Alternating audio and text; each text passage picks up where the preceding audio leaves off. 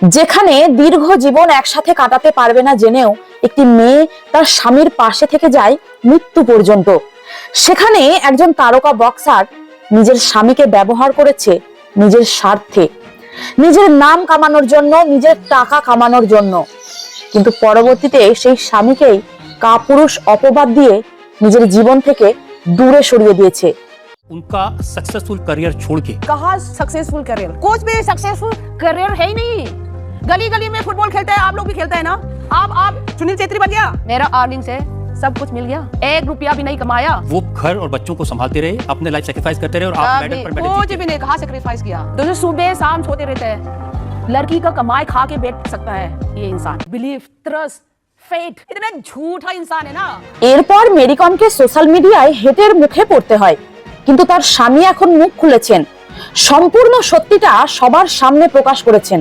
মেরিকম নিজেই নাকি তার স্বামীকে বলেছিলেন তার ফুটবল ক্যারিয়ার ছেড়ে দিয়ে ঘর সংসার এবং তার বাচ্চাদের সামলাতে, যাতে সে একটু নিজের ক্যারিয়ারের দিকে বেশি নজর দিতে পারে, তার ক্যারিয়ারকে যেন সে আরো একটু এগিয়ে নিয়ে যেতে পারে।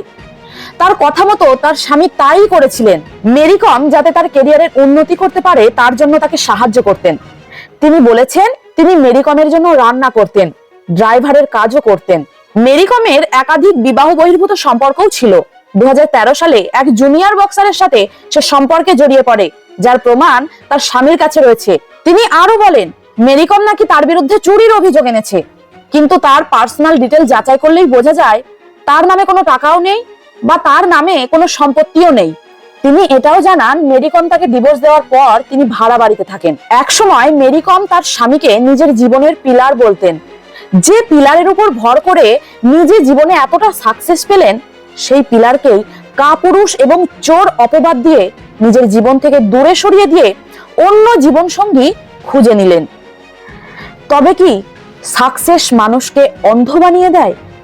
আপনাদের কাছে প্রশ্ন রেখে গেলাম, অবশ্যই উত্তরটা দিয়ে যাবেন। ধন্যবাদ।